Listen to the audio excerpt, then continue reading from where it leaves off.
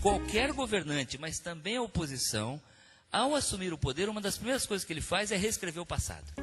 O jornalista Laurentino Gomes é um daqueles homens apaixonados com os acontecimentos do seu povo, do seu país e de todos os personagens célebres ou anônimos que fazem parte da história desse universo encantador chamado Brasil. Eu nunca imaginei que um livro de história do Brasil pudesse virar um best-seller. Autor do best-seller 1808, que conta a história da fuga da família real portuguesa para o Brasil, Laurentino ganhou o prêmio Jabuti em 2 categorias, melhor livro-reportagem e livro do ano de não ficção, e ficou na lista dos mais vendidos de Portugal e Brasil por 3 anos consecutivos. Mas eu principalmente vou aos locais em que as coisas aconteceram. Porque, curiosamente, apesar da distância no tempo, esses locais guardam muita informação. Agora é hora de entrar em um outro momento da história e contar uma nova aventura para a construção da identidade do Brasil.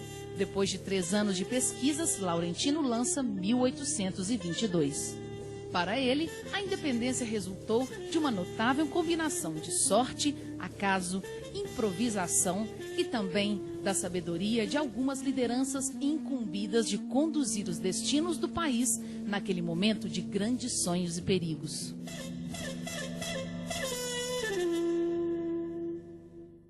Muita gente morreu lutando pela independência do Brasil. A minha estimativa é que foram cerca de 5.000 mortos. E nessa edição do Sempre um Papo, recebemos o autor de 1822. Como um homem sábio, uma princesa triste e um escocês louco por dinheiro ajudaram Dom Pedro a criar o Brasil, um país que tinha tudo para dar errado. Conosco, Laurentino Gomes. Sempre um Papo, ele cumpre uma função importantíssima, que é aproximar os leitores do universo dos livros. A gente sempre reclamou que o brasileiro lê pouco e tende a achar que isso é apenas um problema de falta de escolaridade ou de renda. É verdade, mas há também um grande desafio, que é incentivar a leitura entre os brasileiros.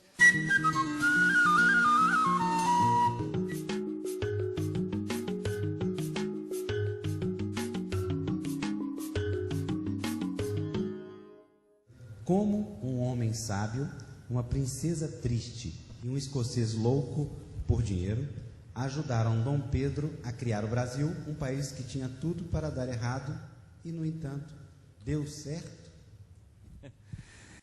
Essa é uma pergunta difícil de responder. Claro que dar certo e dar errado na história de um país é um conceito muito relativo, né? Eu faço algumas comparações na introdução do livro. Eu digo assim, se você comparar o Brasil com os Estados Unidos, o Brasil é um retumbante fracasso.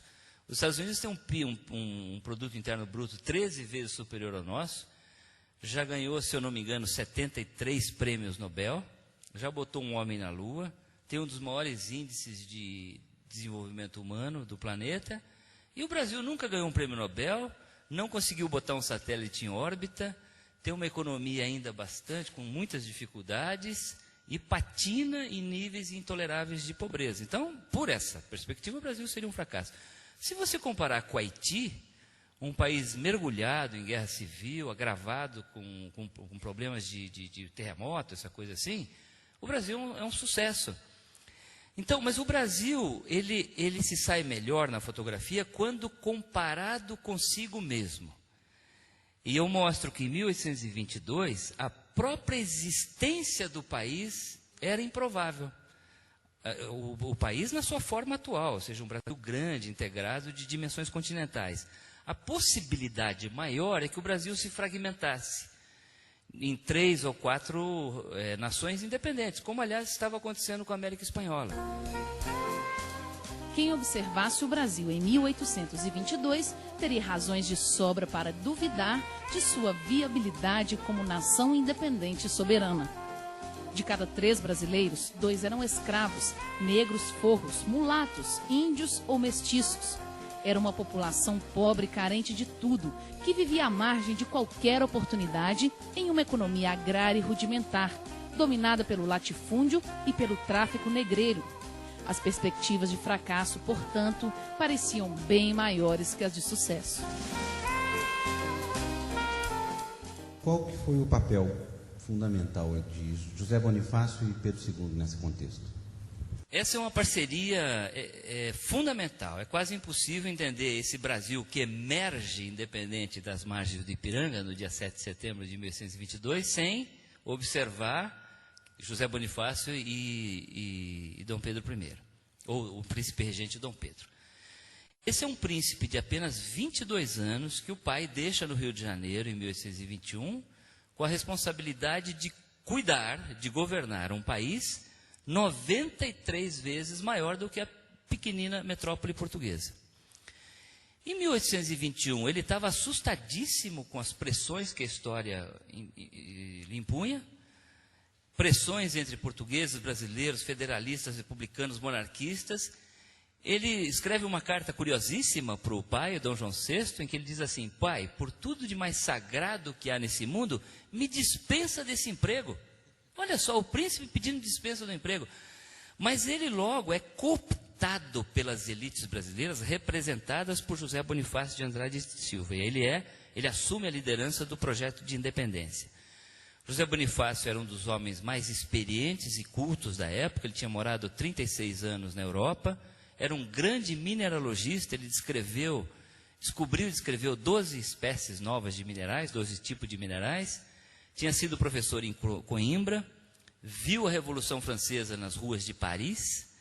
Ele percebe que nesse país tão repleto de fragilidades, com tanta rivalidade regional, com tanto latifúndio, escravidão, concentração de riqueza e tanto analfabetismo, a única forma de manter o Brasil unido era sob a liderança do imperador Pedro I, com monarquia constitucional. E, de fato, então, esse Brasil independente de 1822 tem a cara e a assinatura do José Bonifácio.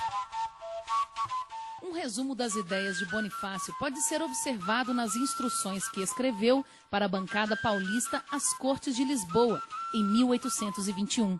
Mais surpreendente era a proposta de transferência da capital, do Rio de Janeiro, para uma cidade a ser criada nas cabeceiras do Rio São Francisco, com o objetivo de promover e facilitar a integração nacional. Projeto que seria executado 1 século e meio depois por Juscelino Kubitschek em Brasília. O José Bonifácio passa para a história como um homem muito circunspecto, muito sisudo, o patriarca da independência, né? Na verdade, ele era mais interessante do que isso. Ele era boêmio, bom de copo. Ele dançava lundu, que era uma música típica da época, até de madrugada em cima da mesa. Usava um rabicho no cabelo, em forma de rabo de cavalo, que ele escondia debaixo da casaca nas cerimônias oficiais.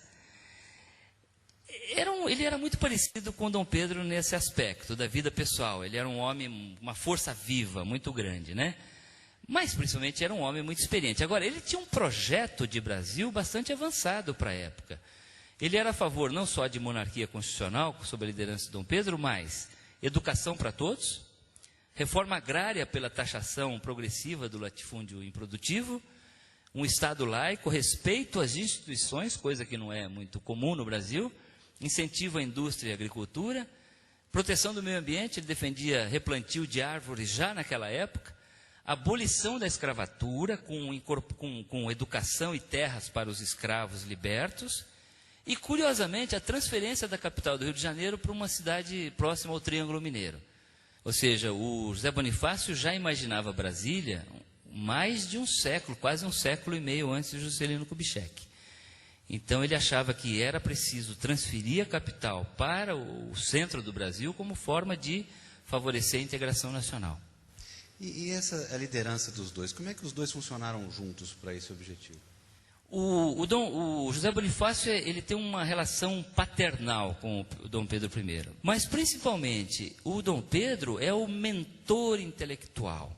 Ele é o artífice do projeto de independência, que age como quase que um pai mesmo. Ou seja, como o Dom João VI estava ausente da colônia, estava em Portugal, cabe ao José Bonifácio, em parceria com a princesa Leopoldina, mulher do Dom Pedro, orientar esse jovem príncipe regente nos passos decisivos que levariam à independência brasileira.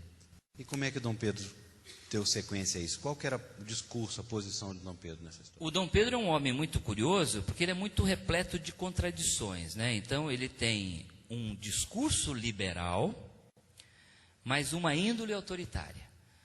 Ele era admirador de Napoleão Bonaparte, curiosamente o homem que havia expulsado o pai dele de Portugal. Ele achava o Napoleão Bonaparte o maior herói da história, lia os enciclopedistas franceses. Então ele era um homem liberal nas ideias. Em 1822 ele faz a independência e concorda com a pressão da maçonaria, das províncias, para se tornar um imperador constitucional, ou seja, ele concorda em convocar uma Assembleia Constituinte que limitaria os seus poderes. No ano seguinte, em 1823, essa Constituinte não se curva aos seus desejos, às suas vontades, ele dissolve a Constituinte. E, curiosamente, mais um ano, em 1824, ele outorga ao Brasil uma das constituições mais liberais da época, mais avançadas em termos de proteção dos direitos individuais, liberdade de imprensa e tal. Então é interessante, ou seja, é liberal, mas quem dá sou eu, um soberano absoluto. Então, a execução do projeto de José Bonifácio, ela é feita de forma autoritária pelo Dom Pedro. Cioso de sua autoridade, iniciava suas cartas sempre com pronome possessivo na primeira pessoa. Meu conde, meu Barbacena, meu Queluz, meu pai, meu senhor, meu filho. Tinha o prazer em mandar e abominava ser desafiado. Ao contrário do pai, cujo horror a tomar decisões levava-o a adiá-las e contorná-las o mais possível. Possuía o gosto, a volúpia do mando, afirmou Otávio Tarquínio de Souza, seu biógrafo. Nascera para ser chefe, para governar, para ser obedecido. Thomas Alexander Cochrane é um herói maldito da independência brasileira. Ele é herói e vilão simultaneamente. Como ele era um oficial muito brilhante, ele foi contratado para fazer a guerra da independência contra os espanhóis no Chile e no Peru, contra os portugueses no Brasil e contra os turcos otomanos na Grécia. Então ele é herói da independência de 4 países.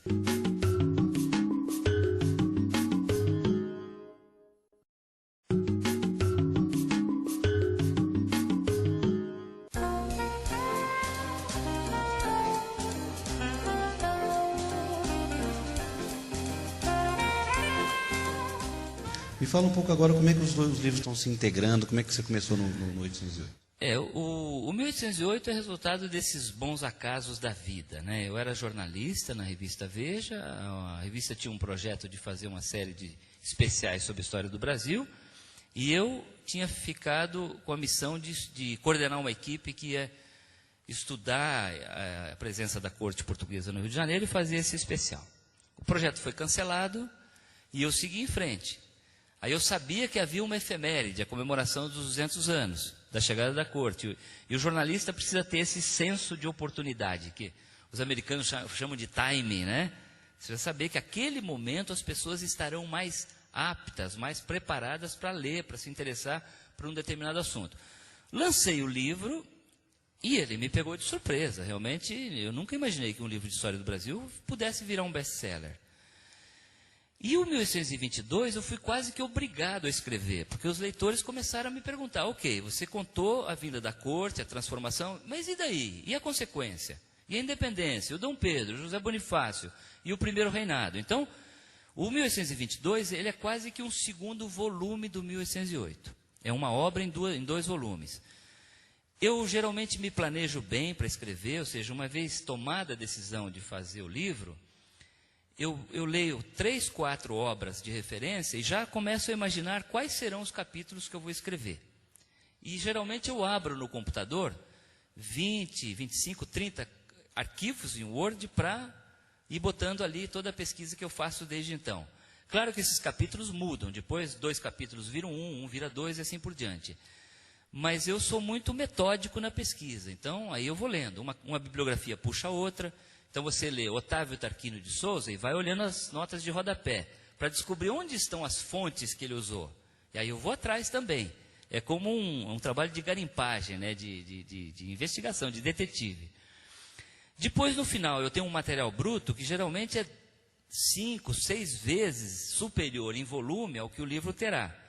Aí começa o trabalho de edição. Embora eu não escreva todo dia, às vezes um dia eu acordo bem e o capítulo sai com muita facilidade, e no outro dia não sai nada. Eu fico revoltado, eu falo, Laurentino, esqueceu como é que se escreve? Aí o que eu faço? Eu vou andar com o cachorro, eu vou fazer qualquer outra coisa menos escrever. Então, às vezes eu vou dormir e meio que baixo um santo enquanto eu estou dormindo, e aí vem ideias muito interessantes que eu coloco no papel no dia seguinte.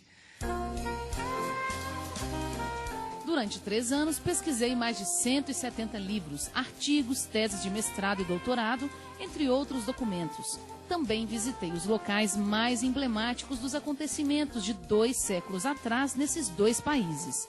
A técnica jornalística permite observar o presente e constatar que, apesar da grande distância do tempo, esses locais contêm ainda hoje informações relevantes.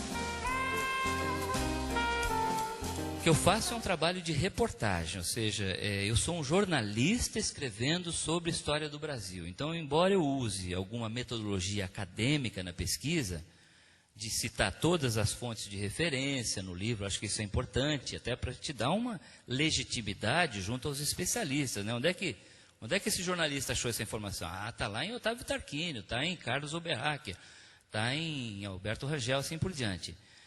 Mas eu principalmente vou aos locais em que as coisas aconteceram. Porque, curiosamente, apesar da distância no tempo, esses locais guardam muita informação. Hoje. Porque a história é uma disciplina curiosa. Embora os personagens e os acontecimentos estejam congelados no passado, a história continua a mudar.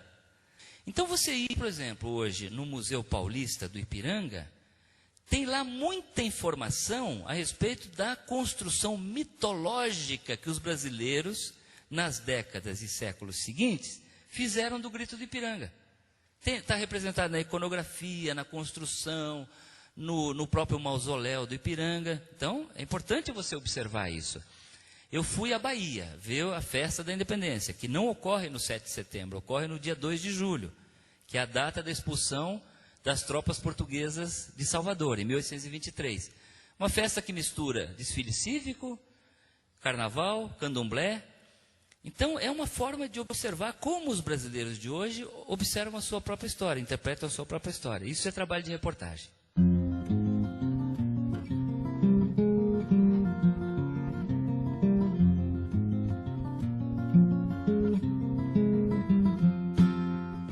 O Lord Thomas Alexander Cochrane é um herói maldito da independência brasileira. Ele é herói e vilão simultaneamente.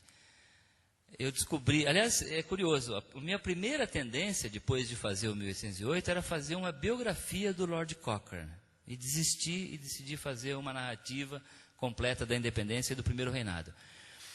O Lord Cochrane, ele era um marinheiro brilhante, ele infernizou a vida do Napoleão no Mediterrâneo durante as guerras napoleônicas, virou um herói na Grã-Bretanha, graças às suas vitórias improváveis contra navios muito maiores do que as embarcações que ele comandava, foi eleito para o parlamento britânico, se envolveu no escândalo na Bolsa de Londres, foi preso, enquanto estava na prisão, foi reeleito para o parlamento britânico, porque não tinha ficha limpa naquela época, né?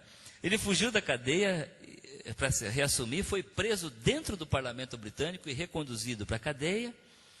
Mas em seguida, depois de cumprir a pena, como ele era um oficial muito brilhante, ele foi contratado para fazer a guerra da independência contra os espanhóis no Chile e no Peru, contra os portugueses no Brasil e contra os turcos otomanos na Grécia. Então ele é herói da independência de 4 países. Na época da independência, Cochrane era uma celebridade internacional, equivalente hoje aos grandes astros de Hollywood. Ou, numa comparação mais próxima dos brasileiros, ao Rei Pelé nos campos de futebol e a Ayrton Senna nas pistas de Fórmula 1.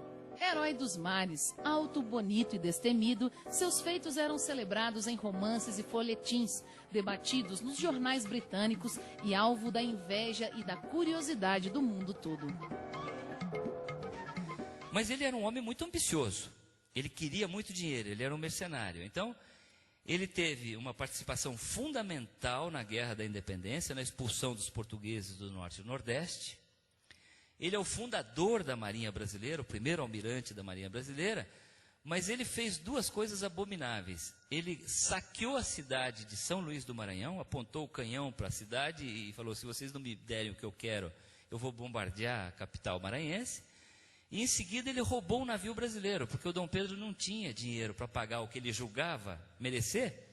Ele roubou um navio e levou para a Inglaterra. Então é interessante, porque ele é realmente um herói da independência, mas até hoje a Marinha Brasileira nunca batizou nenhum navio com o nome dele. Você vai no Museu da Marinha no Rio de Janeiro, o Almirante Tamandaré aparece numa parede enorme, assim, ele está lá no pé do chão, assim, num retratinho desse tamanho. E eu até perguntei para o Almirante Bittencourt, que me ciceroneou no museu, eu falei: por que o Tamandaré está daquele tamanho e o Lord Cochrane está pequenininho?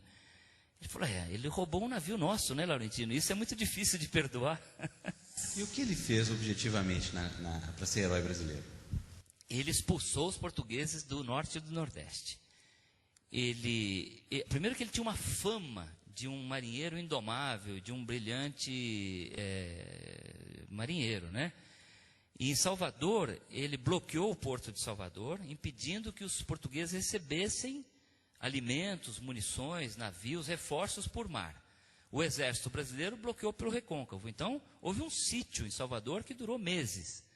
E os portugueses acabaram se rendendo graças a esse bloqueio naval e terrestre no recôncavo baiano. Em seguida, ele persegue a esquadra lusitana até a entrada do Rio Tejo. Isso causa um enorme pavor na metrópole, porque descobriram que o Brasil realmente poderia eventualmente atacar as costas de Portugal. E o Brasil poderia fazer isso sim. Tal era o destemor desse almirante Cochrane. Em São Luís ele faz uma coisa curiosa, ele blefa contra o governador britânico que estava lá. Ele chegou sozinho na nau Capitânia e postou o seu navio em frente à cidade e blefou. Ele falou para o governador: olha, toda a esquadra imperial está lá fora em alto mar esperando a minha ordem. Se o senhor não se render agora, eu vou bombardear a cidade. Isso antes dele saquear, né? Como as comunicações eram muito precárias, o governador preferiu não correr o risco e se rendeu. Então ele capturou São Luís sem trocar um tiro. E depois ele repete isso em Belém do Pará. O Grenfell, que é um oficial do Cochrane, repete esse blefe. Ele chega e avisa que toda a esquadra imperial estava fora da Baía de Marajó esperando ordens para atacar, quando na verdade só tinha um navio. E o governador português em Belém também se rende para não correr o risco de ser atacado, né? O que tem de folclore e de verdade no Grito do Ipiranga? Primeiro, a dúvida se realmente ocorreu um grito, né? Existem 3 testemunhas do Grito do Ipiranga. Um é o padre Belchior, que era um padre maçom, vigário aqui de Pitangui, em Minas Gerais, que era amigo do Dom Pedro, estava na comitiva. O outro é o tenente Canto e Melo, que era irmão da Domitila, futura Marquesa de Santos. E o terceiro é o coronel Marcondes, futuro barão de Pindamonhangaba. Todos eles deixaram registradas as suas memórias, mas há divergências a respeito do que realmente aconteceu. Então o padre Belchior disse que o Dom Pedro estava subindo a serra numa mula, não era um cavalo. O coronel Marcondes disse que o Dom Pedro estava com dor de barriga, porque ele tinha comido alguma coisa estragada em Santos, e o coronel usa um eufemismo para descrever a situação do príncipe. Ele diz que o Dom Pedro, de tempos em tempos, desmontava da montaria para prover-se. É um eufemismo, né? O tenente Melo e Canto fala num brado heróico: independência ou morte, laços fora, soldados. O padre Belchior não, ele mostra um príncipe regente mais indeciso, que recebe os papéis da corte e pergunta a ele: padre Belchior, e agora, o que eu faço? E o padre fala: se o senhor não declarar a independência agora, a situação vai ficar muito complicada. Ele fala: tá bom, então estão separados os nossos vínculos de Portugal, e daqui para frente o nosso lema passa a ser independência ou morte. Portanto, é mais uma conversa do que um grito. Agora, há uma construção posterior para esse fato que realmente ocorreu na margem do Ipiranga, que é o quadro do Pedro Américo, que foi apresentado ao imperador Pedro II em 1888, um ano antes da proclamação da República. O quadro foi apresentado em em Milão, na Itália. É um momento em que a monarquia brasileira está muito fragilizada, ameaçada pelos ideais republicanos, e o Dom Pedro II precisa louvar um feito da monarquia. Então ele encomenda ao Pedro Américo, não uma foto jornalística, ele encomenda uma alegoria. É um quadro que celebra um feito da monarquia. Então, o que está lá, nada é verdadeiro, é apenas uma celebração. Ou seja, o Dom Pedro não está vestido como um príncipe real, não deveria estar num alazão. Aquela guarda imperial, os dragões da independência não existiam.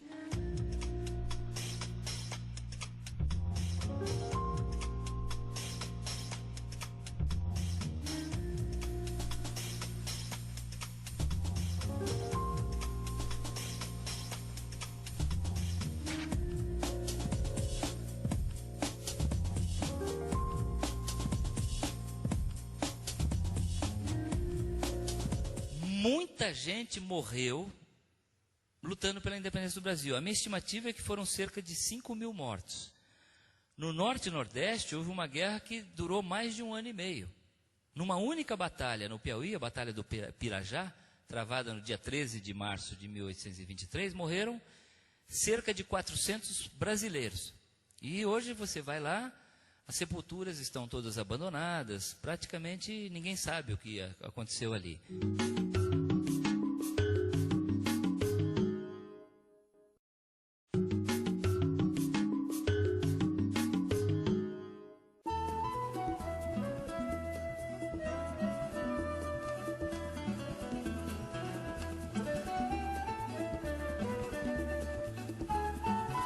O que você, nesse período, descobriu e foi, de fato, uma surpresa para você no processo? Tem alguma surpresa, sim.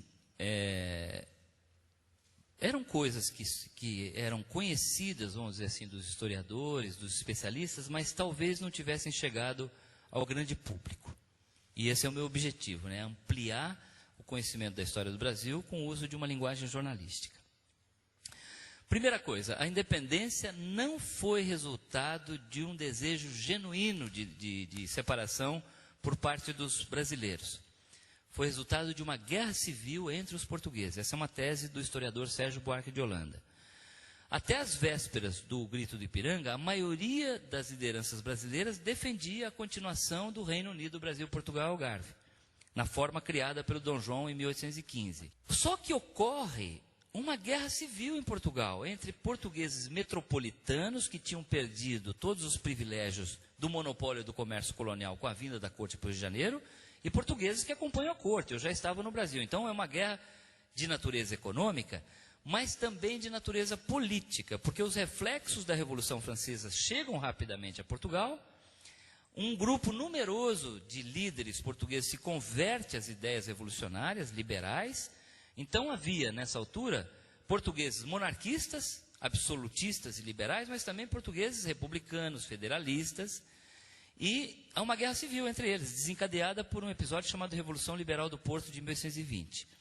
Ou seja, há uma crise na metrópole, há um vácuo de poder na metrópole, e os brasileiros se aproveitam para executar um projeto que, a rigor, ainda não estava maduro, que é o projeto de separação, de independência.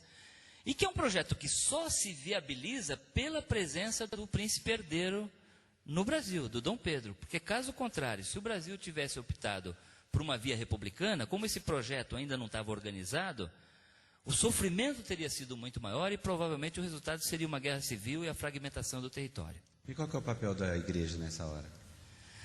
São duas instituições que exercem um papel importante, que é a igreja e a maçonaria. É preciso levar em conta que em 1821, 22, não existiam partidos políticos organizados no Brasil. Então, existiam algumas instituições que suprem o papel dos partidos políticos. Elas funcionam como se fosse um proto-partido político. Um era a maçonaria. A maçonaria era uma organização altamente subversiva ali no final do século XVIII, começo do século XIX, né? A maçonaria estava nesse período como a Internacional Comunista estaria para as ideias revolucionárias no século XX. Ou seja, ela discutia as ideias revolucionárias nas suas lojas e espalhava agentes da maçonaria por todo canto. Na verdade, a maçonaria usou os diferentes grupos de pressão na época da independência e foi usada por eles, de acordo com as circunstâncias do momento. No episódio do Dia do Fico, o grito do Ipiranga e da aclamação do imperador saiu triunfante. Na dissolução da Constituinte, na Confederação do Equador e em outros momentos perdeu. Foi, portanto, um elemento importante no poderoso jogo de pressões que se estabeleceu no momento em que o Brasil dava seus primeiros passos como nação independente, mas não o único nem o mais decisivo. Quase todos os pais da pátria, os promotores da Revolução Americana, da independência americana, eram maçons, incluindo o George Washington, que era o grão-mestre da Loja da Virgínia. E no Brasil, todo mundo era maçom. Inclusive o Dom Pedro I, que entra na maçonaria com o nome de Guatimozin, em homenagem ao imperador azteca do México, e o próprio José Bonifácio. Só te interromper um pouquinho para o pessoal entender. O que era a maçonaria na época? A maçonaria tem origens muito remotas, inclusive muito lendárias, né? Teria surgido na construção do Templo de Salomão ou das pirâmides do Egito, mas de fato ela surge nas guildas, que eram espécies de sindicatos de trabalhadores manuais, de arquitetos, pedreiros, serralheiros, os construtores das grandes catedrais e monumentos da Idade Média. Eram profissões altamente valorizadas e o segredo dessas profissões valia muito dinheiro. Então, esses segredos eram compartilhados dentro desses clubes e passados de uma geração para outra. Essa era uma função, digamos, trabalhista, uma coisa realmente muito prática. Mas existe a maçonaria depois, ela vai adquirindo uma agenda política. Então, no século XVII, ela já defendia ampliação dos direitos civis, redução do poder real, ampliação do direito de liberdade, de proteção dos direitos individuais. Então, ela se torna realmente um agente de transformação. Então, a maçonaria é um proto-partido político em 1822. A outra é a igreja, que também era uma instituição muito organizada. Os padres faziam parte de uma classe e uma categoria intelectual muito superior à média da colônia, porque eles estudavam teologia, estudavam latim, estudavam filosofia, tinham plena consciência das ideias que estavam transformando a Europa e os Estados Unidos, e essas duas instituições, curiosamente, elas se misturam. Havia muitos padres maçons e vice-versa, né? Então, esse é o papel que essas duas instituições, elas ajudam a organizar esforços que até então estavam muito dispersos e isolados nesse imenso território brasileiro. No Brasil, a independência foi proclamada por um grão-mestre maçom, Dom Pedro I, e a República, por outro, o Marechal Deodoro da Fonseca. Entre os 12 presidentes da Primeira República, 8 eram maçons. O Dom Pedro, ele se debate o tempo todo entre os interesses portugueses e brasileiros. Aliás, esse é um dos motivos da crise do primeiro reinado. Existem vários motivos da crise, né? Uma é esse discurso liberal e a índole autoritária, a dissolução da Assembleia Constituinte. O outro motivo da crise são os escândalos da vida pessoal do Dom Pedro, o envolvimento com a Marquesa de Santos. E um terceiro motivo é essa divisão dos interesses portugueses e brasileiros na figura do Dom Pedro. Curiosamente, esses dois países, apesar de formalmente separados, eles continuam com uma ligação umbilical, graças à presença do Dom Pedro. Então, o Dom Pedro outorga uma Constituição ao Brasil em 1824, que é a mesma Constituição que, na condição de herdeiro do pai, que morreu em 1826, ele outorga a Portugal, nesse ano. Eu vi esse documento no Museu Imperial de Petrópolis. Aonde estava a Constituição do Império do Brasil, ele riscou e pôs Constituição do Reino de Portugal. Mas é exatamente a mesma Constituição, ou seja, uma mesma lei regeu o Brasil e Portugal a partir de 1826.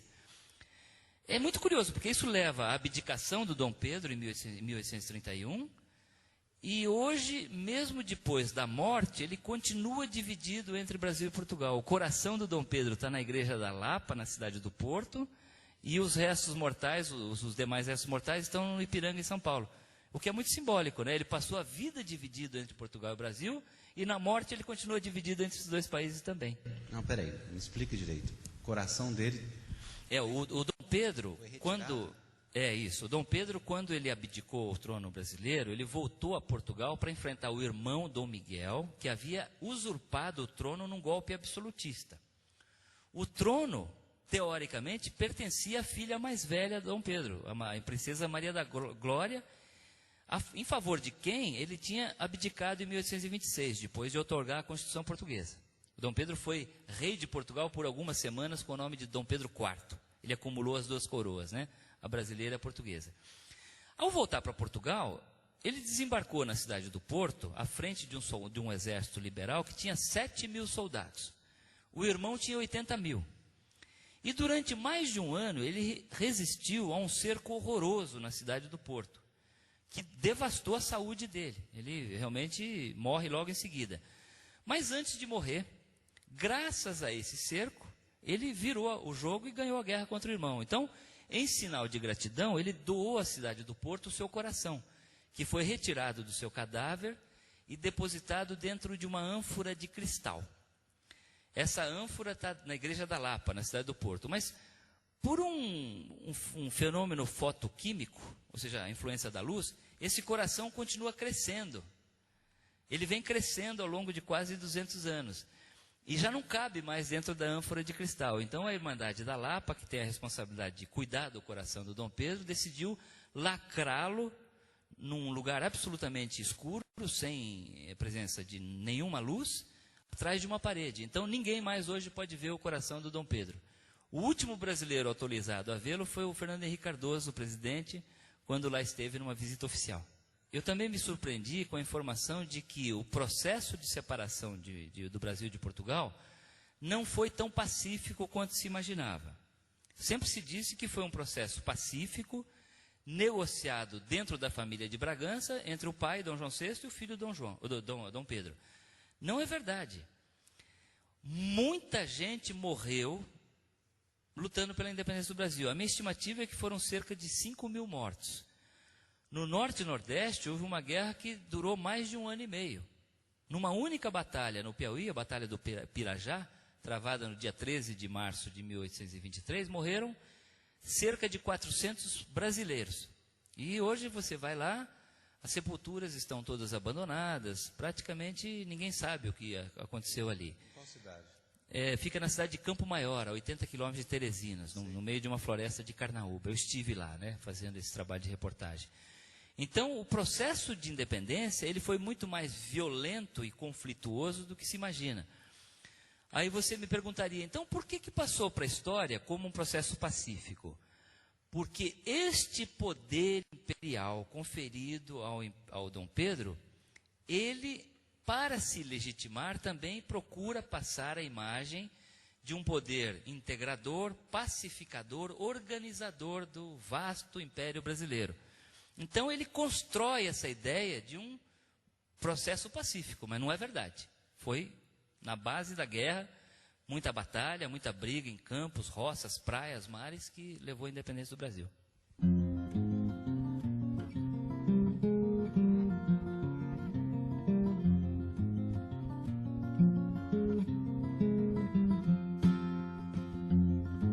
Eu acho que agora, superada essa fase de Guerra Fria, de grande confronto ideológico que nós enfrentamos no século XX, está na hora de fazer uma síntese e trazer essa história mais próxima das pessoas, comuns, do dia a dia, mostrando que sim, existem razões estruturais para a história, esses grandes conflitos entre a Inglaterra da Revolução Industrial, a França de Napoleão, os interesses coloniais e tal, da burguesia e coisa assim. Mas também tem gente de carne e osso fazendo história. Tem Dom João, tem Dom Pedro, tem o escravo anônimo aqui no interior de Minas Gerais. E a história é uma construção coletiva.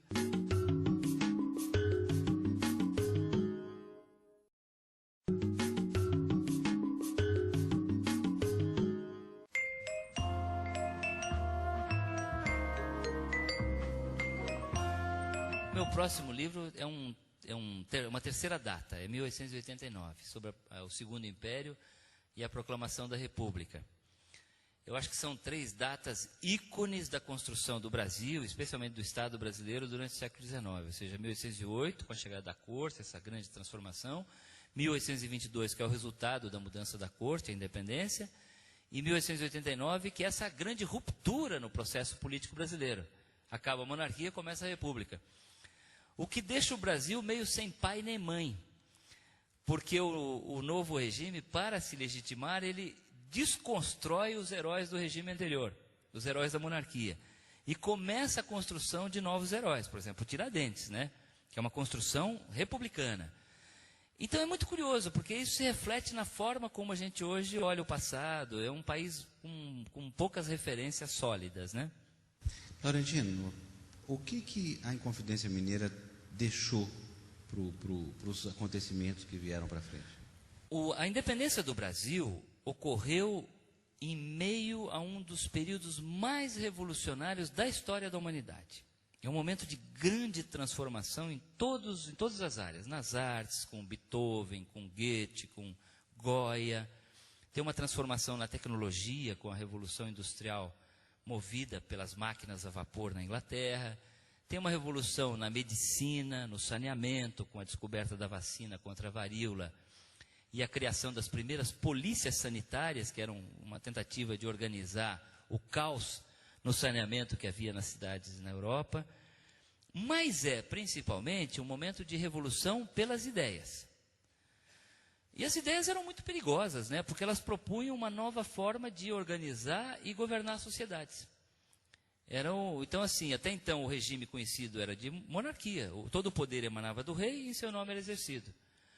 Os enciclopedistas franceses, os iluministas escoceses, ingleses, americanos, diziam que havia uma outra forma de organizar e governar sociedades, que era república, democracia, em que todo o poder emana do povo e em seu nome é exercido. Portanto, inverte a pirâmide do poder.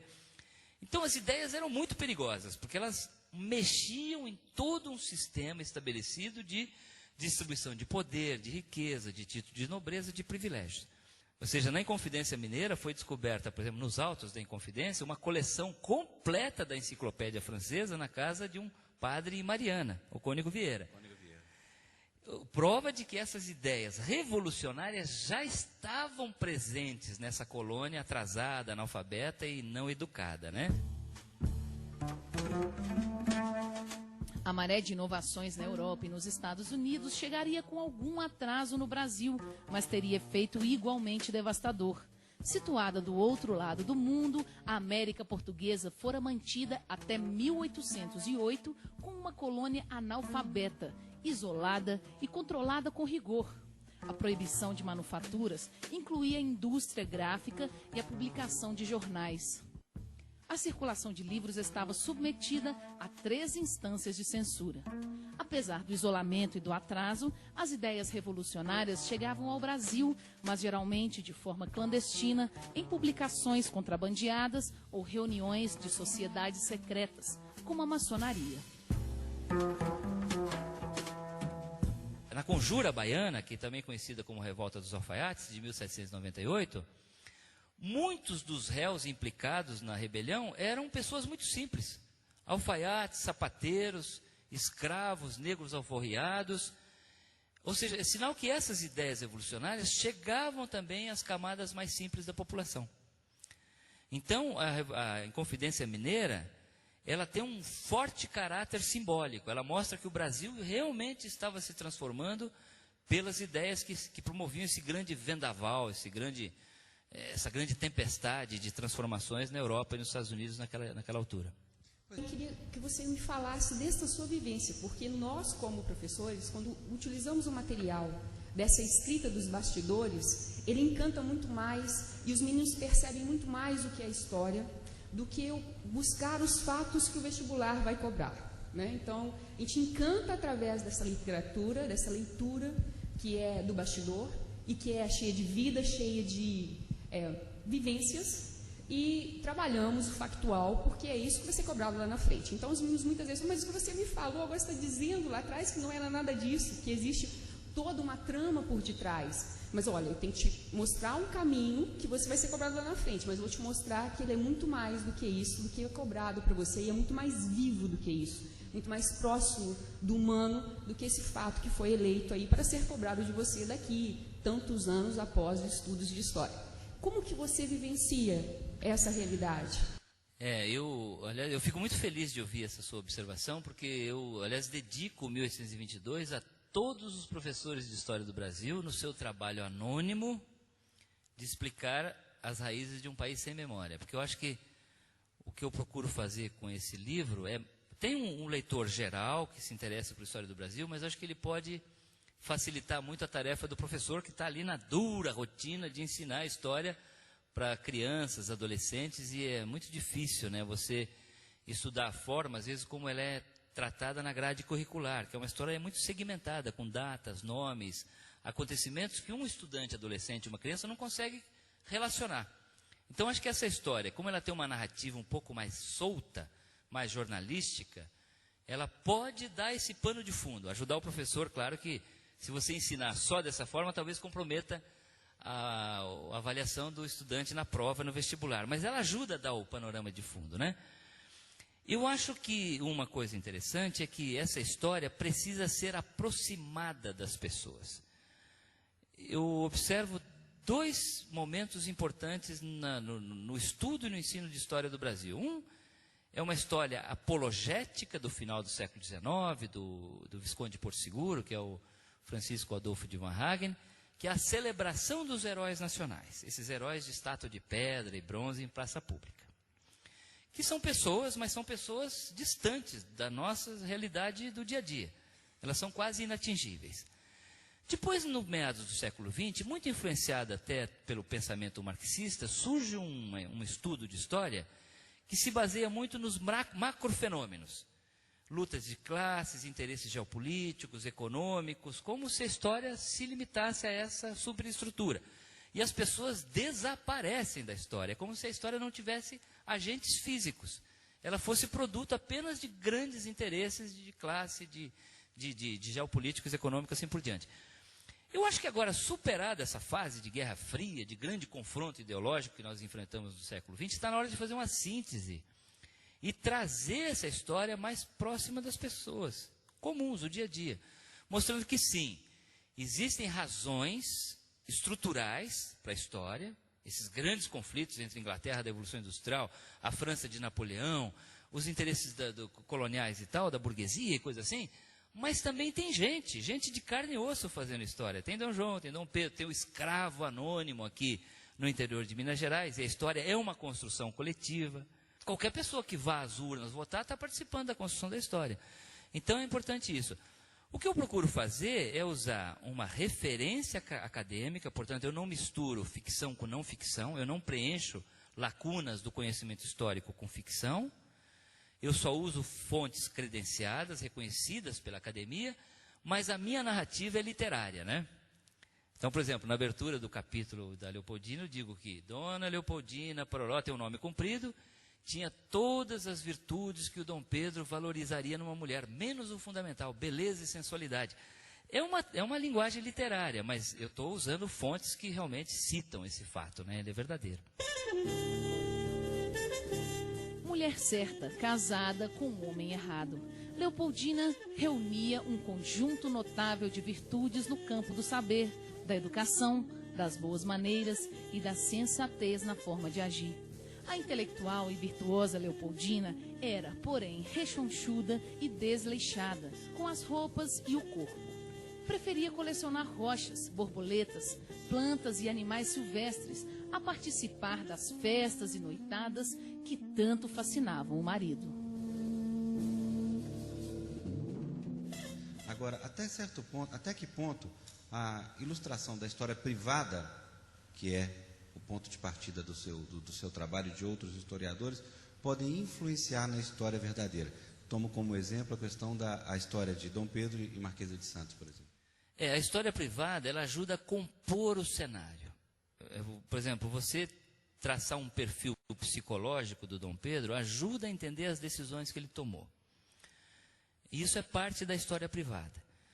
Eu acho, por exemplo, que existe espaço para uma biografia do Dom Pedro mostrando que ele, por trás dessa carapaça autoritária, havia um homem extremamente frágil. Um homem que sofria crises de epilepsia e desabava em público a qualquer momento. Um homem que tinha crescido meio que à deriva, o pai e a mãe não moravam juntos, eles eram ele cresce à solta no Rio de Janeiro, em companhia de pessoas muito desqualificadas, como o Chalaça, né? E ele é um homem muito carente de afeto. Isso reflete, primeiro, nas ligações afetivas muito soltas, muito tênues que ele tem, com muitas amantes, com casos muito fugazes, mas também com um pavor da rejeição. O Dom Pedro, toda vez que ele é contrariado, ele reage de forma muito autoritária, o que eu acho que é um traço psicológico curioso do Dom Pedro.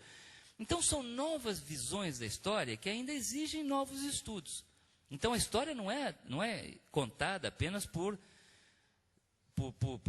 cifras econômicas, despachos diplomáticos, documentos oficiais. Você saber como é que uma família vivia no Rio de Janeiro, como é que era a relação entre escravos e senhores, isso que o Sérgio Buarque de Holanda chama de aversão ao trabalho, que surge em função da exploração do trabalho cativo, não era nobre no Brasil branco trabalhar, quem trabalhava era escravo, ajuda a explicar o Brasil de hoje. É parte da história privada, né? Das relações quase que familiares, dentro de casa, e não apenas no espaço público. A história é um campo infinito de possibilidades, né? Existe o texto jornalístico que auxilia, mas também é o texto que dá o porquê dentro da construção histórica da sala de aula. É o que torna a história interessante e não é aquela história mais de fatos prontos, acabados. A gente tem uma produção, ainda bem que existe essa produção, né, que a cada dia vem acrescentar mais. O Brasil não está muito habituado à ideia de divulgação científica. Ele tem uma produção acadêmica que é boa, relevante. O Brasil tem uma produção acadêmica respeitável na área de história, de medicina, de economia, de filosofia e assim por diante. Mas um trabalho importante que nós precisamos nos empenhar nele daqui para frente é levar esse conhecimento para a rua, para as pessoas que estão lá fora e que financiam essa universidade com impostos, né? Ou seja, esse conhecimento precisa chegar às pessoas que não têm o treinamento acadêmico para entender esse linguajar técnico. Mas, Afonso, uma coisa que me chama muito a atenção na disciplina da história é que, embora ela não seja das mais valorizadas na grade curricular, por exemplo, o professor de história, comparado com o de matemática, de português, ele geralmente não é o mais valorizado. Mas se tem uma coisa que o poder manipula, é a história. O que mostra a importância da história, ou seja, qualquer governante, mas também a oposição, ao assumir o poder, uma das primeiras coisas que ele faz é reescrever o passado.